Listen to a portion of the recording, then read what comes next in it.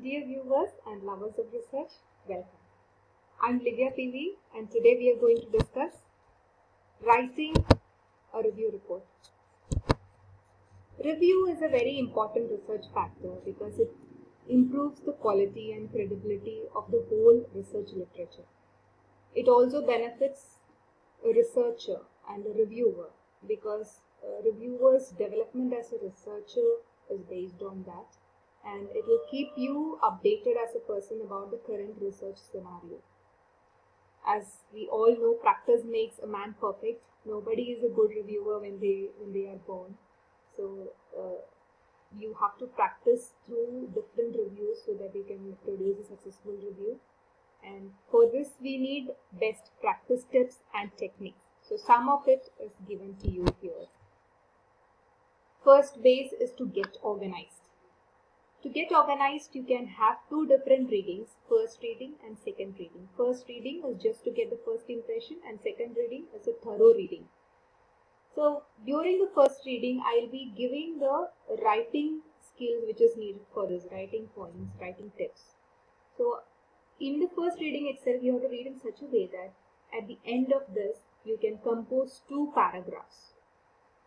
Two paragraphs, the first paragraph about summarization and the second paragraph is about contribution. Summarization, the whole summary of the text, and contribution, what is its place in the present scenario. And potential rejection also you can start deciding at this stage. So after the first reading, you will have two paragraphs in your hand, which will be a strong base to do your actual review. During the second reading, you have to make a note beside you. You have to make it separately and you have to keep in view all the figures, graphs, charts and statistics. So it's better to take a printout or have another screen with all these things displayed so that you can have a clear idea. And at this range, you will be, after reading, you will be taking care of three different parts. You will be writing these three, that is the summary, actual summary, which is a more expanded form of this, the major flaws in the paper, the minor issues which can be revised, and the final decision can be taken in this stage, whether to accept, reject or revise the whole manuscript. So when you are writing the review, you have to start with a summary. So after first read and second read, you will be getting a rough idea about how to structure your writing. So actual writing begins here. You start with the summary, then you state your overall impression about the paper. You have to number your comments and separate them into major and minor issues. Always have this organized and give concrete examples to support your comments. You cannot just give it in the plain air. You already always have to give examples and evidences why you are making these comments, positive as well as negative. And you have to refer to specific sections and page numbers.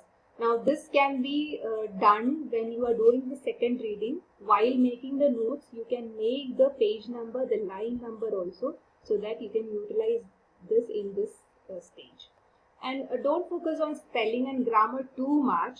If it mars, if it negates the whole meaning of the paper, then you can consider. If it's very minor, then you don't have to focus. And such a worst grammatical paper, the editors also will not give you.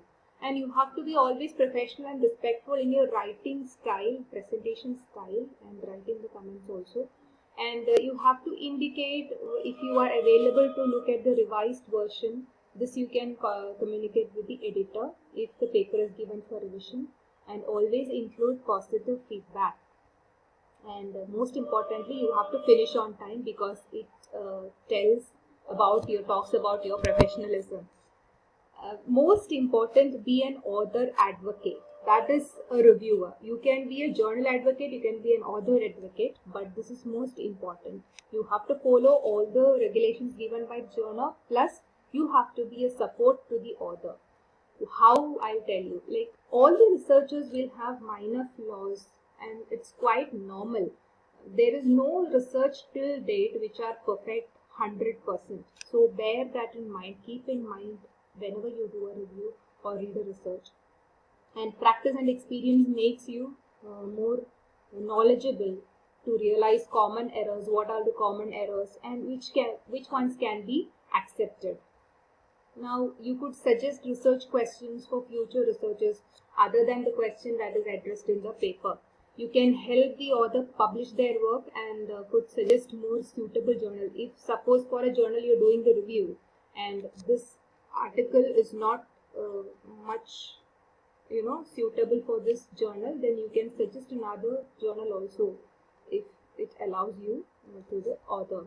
And always be constructive. In all our videos and discussions, we've been mentioning this: constructivity, constructive critique, constructive comments, and give positive suggestions. And objectivity, any kind of objectivity, subjectivity should be avoided. There is a minor flaw in this. You should not be subjective, you should be unbiased. So of all these notes, we will be providing you brief notes of this topic, and you can use the references link in the next page for more information. These are the references used for this video. Thank you.